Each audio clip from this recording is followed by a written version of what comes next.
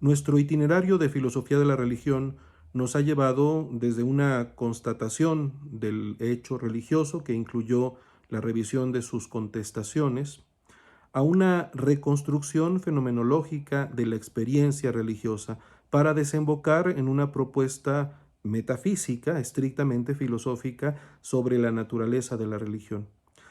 De una manera derivada de esta fenomenología y de esta metafísica, queremos proponer una crítica a la religión. Crítica, como lo mencionaremos, no entendida en el sentido de una contestación, que ya revisábamos en su momento, aunque integraremos esa contestación, sino sobre todo entendida la crítica como la posibilidad de emitir juicios de valor sobre la religión. A eso nos abocamos como conclusión de nuestro curso.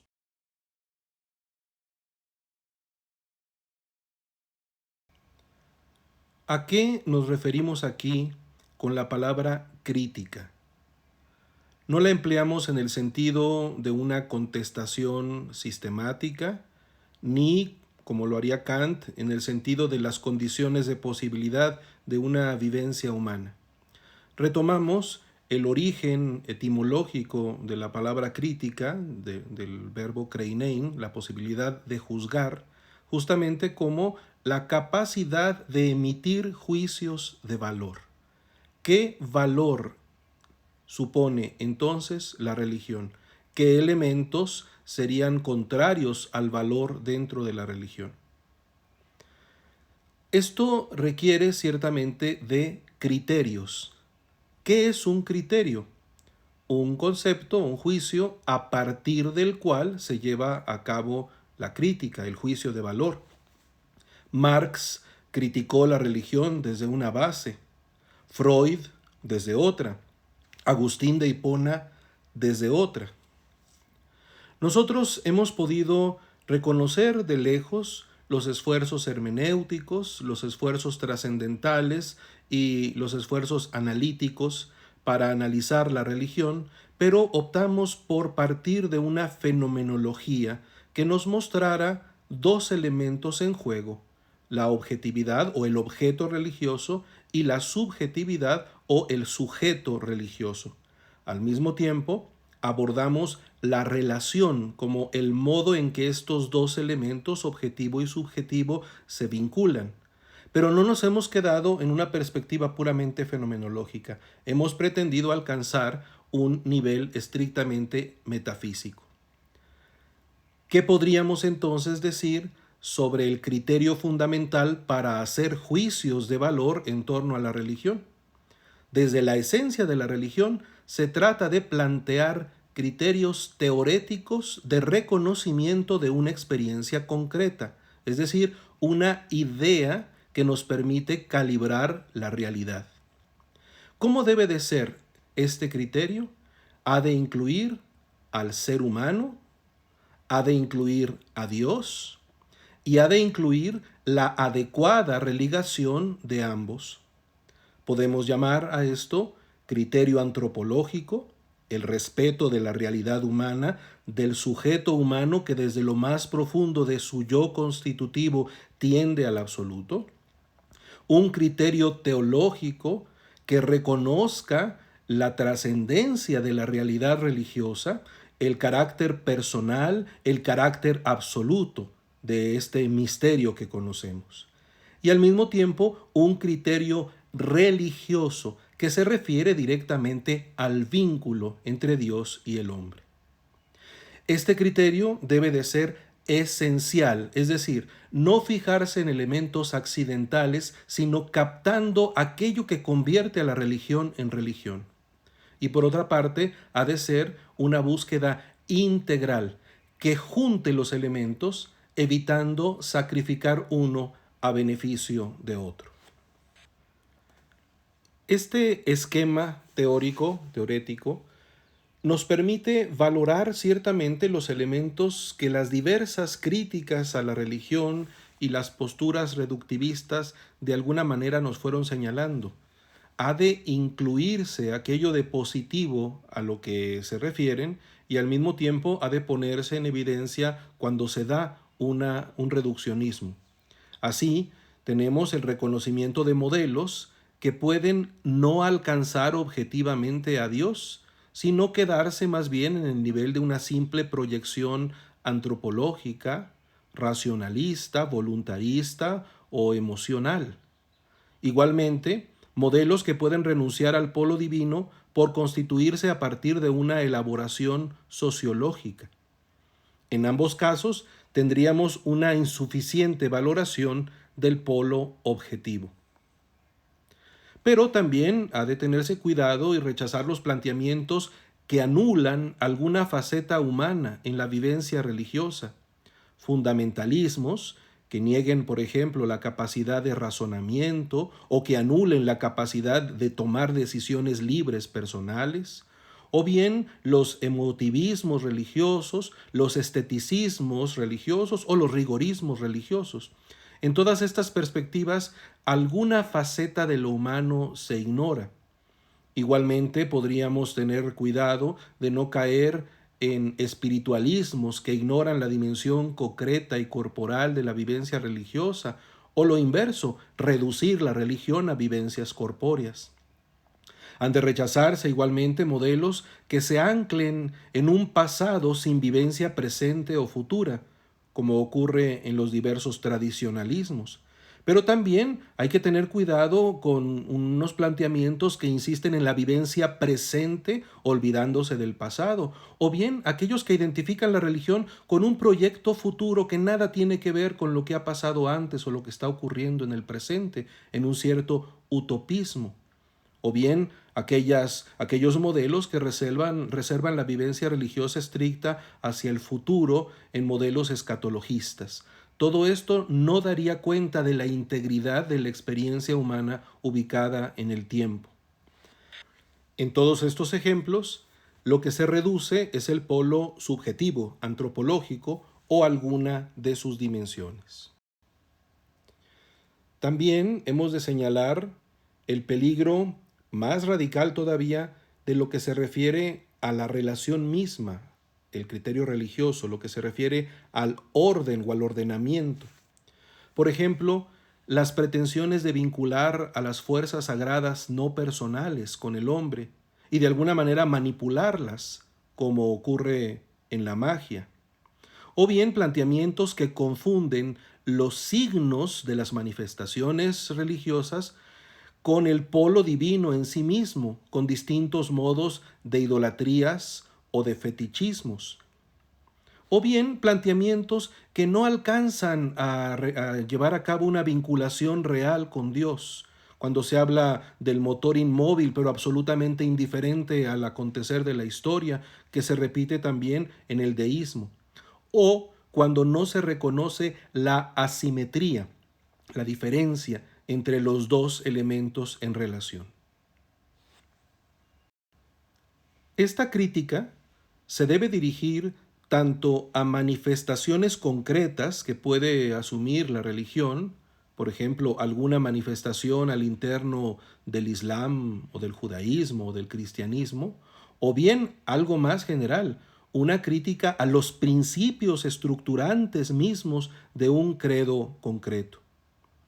La valoración, por lo tanto, se lleva a cabo en la medida en que se logra responder a la misma naturaleza de los polos en cuestión y de su adecuada relación, conforme lo hemos estudiado en la perspectiva sistemática.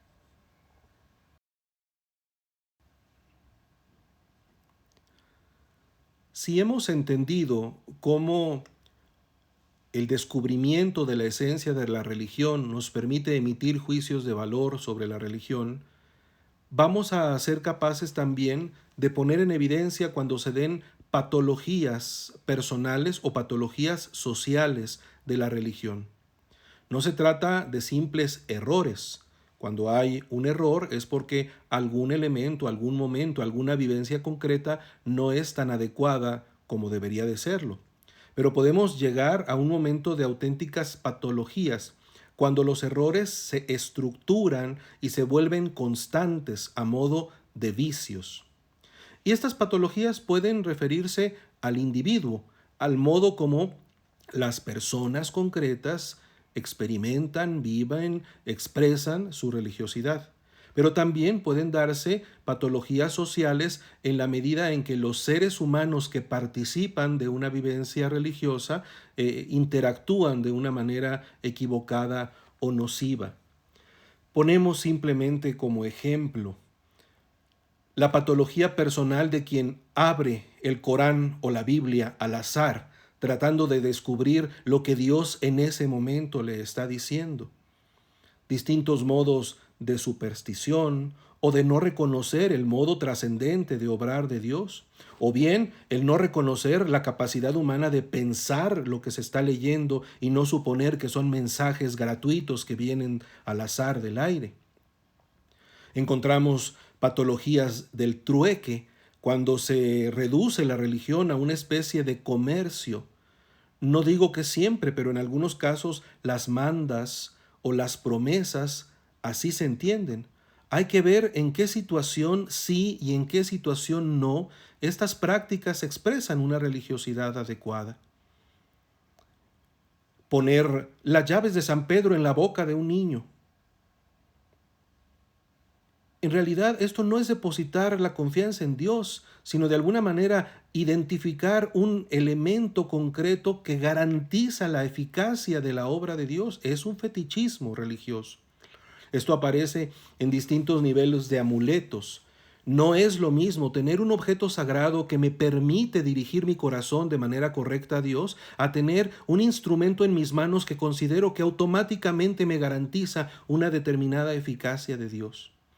Por supuesto, es una patología la simonía, es decir, el emplear instrumentalmente lo sagrado para obtener dinero, y usted pare de sufrir. El no reconocer lo sagrado con distintos modos de sacrilegio. A veces se dan patologías normativas cuando se reduce la religión al cumplimiento de normas. Hay que hacer esto y esto y esto, entonces me relaciono adecuadamente con Dios. Aparecen también los policías litúrgicos o celebrativos que nos indican cuándo estamos realmente haciendo bien nuestra celebración. No niego que es importante el carácter estético y riguroso de la celebración litúrgica, pero ¿cuántas veces se puede convertir esto en un pretexto como si auténticamente con el cumplir los ritos ya estuviéramos llevando a cabo una relación religiosa con Dios? La idea de que tocar un objeto sagrado salvará a una persona. Decir que toda acción mala o toda fatalidad natural proviene del demonio y no del ser humano o de las fuerzas naturales. Sentirse condenado por romper una imagen, distintos tipos de escrúpulo, el propiciar el odio religioso, o bien estructuras religiosas que anulan la libertad, que no permiten a los individuos desarrollarse naturalmente y plenamente, que bloquean la inteligencia, que pretenden que todos repitan el mismo modelo exactamente de vivencia religiosa, o que se pidan obediencias absurdas, anulando la voluntad humana y su libertad. ¿Cuántas veces también se da manipulación a partir de la religión con otros fines, como pueden ser fines políticos, fines económicos, ya los decíamos, u otro tipo de finalidades?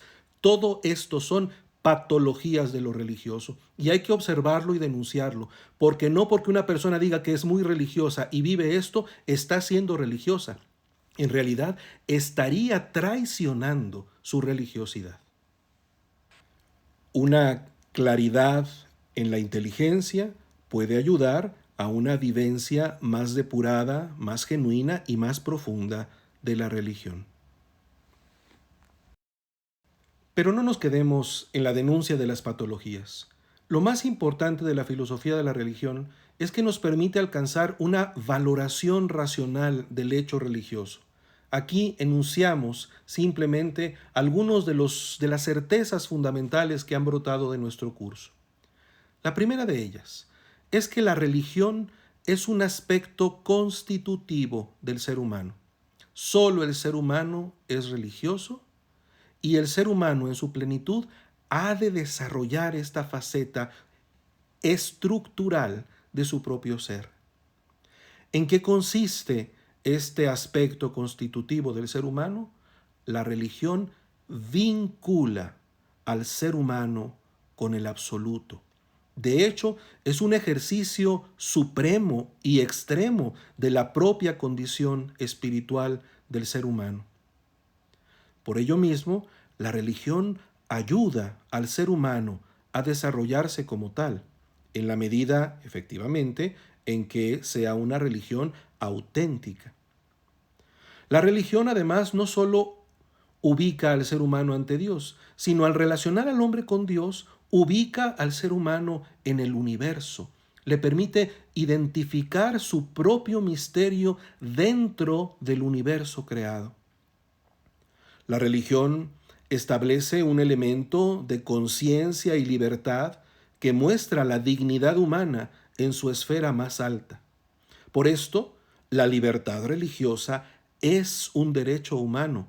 Algunos llegan a decir que allí donde se sacrifica el derecho humano a la libertad religiosa, se terminan por sacrificar todos los demás derechos, casi como si este fuera la base de los derechos. Y puede serlo en la medida que es la comprensión del misterio integral del ser humano. Por lo tanto, el derecho a la libertad religiosa ha de incluir no solo la libertad de culto, como a veces se ha entendido, sino también la libertad de educación en los principios religiosos, la libertad de comunicar la convicción religiosa, la libertad de organizarse como comunidades religiosas, la posibilidad en determinadas circunstancias de la objeción de conciencia a partir de la propia convicción religiosa, y bien, también el ubicar una legislación justa respecto a la práctica religiosa.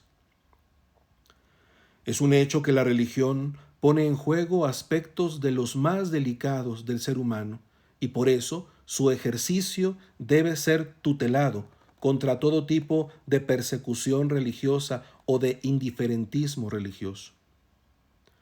Una racionalidad sobre el hecho religioso es necesaria contra fundamentalismos, pero no puede establecerse como el criterio último, como que la razón es la que va a decir si es o no cierto. Porque si esto fuera así, se anularía la misma naturaleza de la realidad trascendente del objeto sagrado. La religión es conocida por la razón y la razón se asoma al misterio que la trasciende. Ciertamente a esto hemos de añadir el lugar de la religión en la esfera pública, en las universidades, en las instancias culturales y de educación, en los ambientes legislativos y políticos, sociales y caritativos. Pero no podemos propiciar que se reconozca el lugar de la práctica religiosa del individuo y de la organización social de las iglesias si no tenemos una claridad sobre la naturaleza de la religión. La mejor manera de propiciar y defender la religión es presentar su razonabilidad, su pertinencia, la riqueza de esta vivencia humana.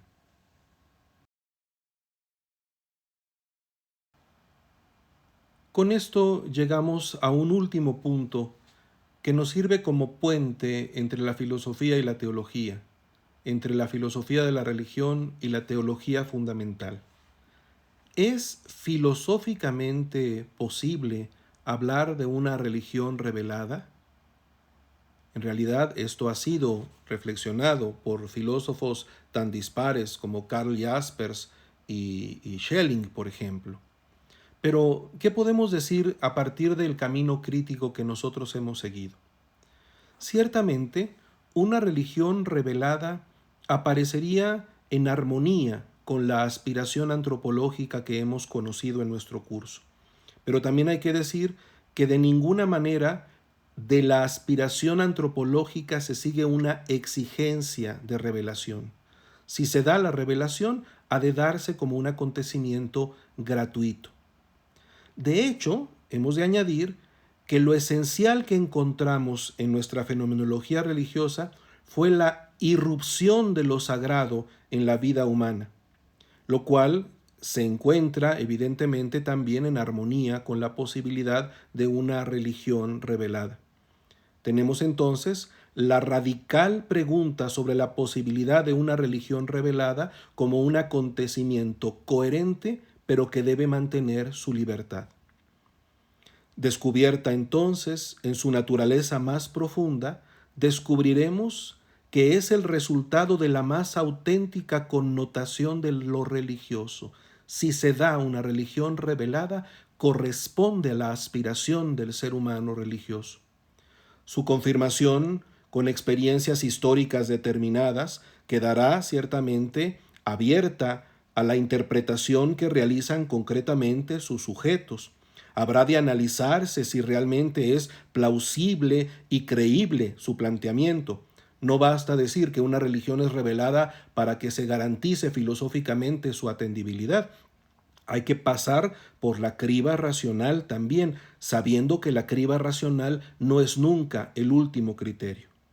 En última instancia, lo que hemos de decir es que una religión revelada es posible, es decir, no imposible. No hay contradicción en afirmar que el objeto sagrado pueda en un momento dado manifestarse al ser humano. Esta idea no repugna, pero al mismo tiempo no podemos considerarla obligatoria o necesaria al ser personal. Y además, esta habrá de ratificarse racionalmente. En realidad, esto forma parte de la enorme paradoja constitutiva del ser personal, tanto el hombre como Dios y la religión.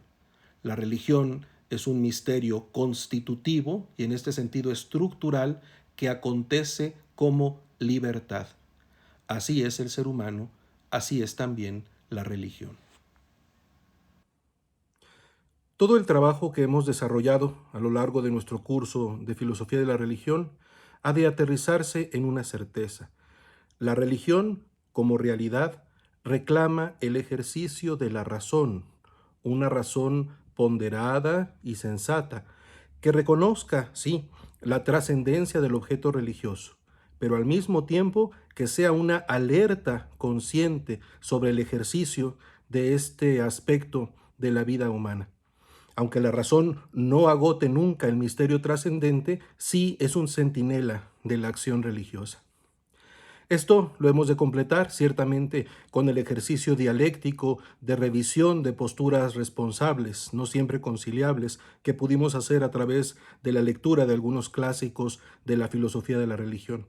Y además lo hemos de completar con un ejercicio sereno de reflexión personal a partir de nuestra propia experiencia, también en referencia a nuestras vivencias religiosas comunitarias. Desde esta perspectiva, el curso de Filosofía de la Religión tiene importantes repercusiones pastorales y sociales. La tarea apenas ha empezado.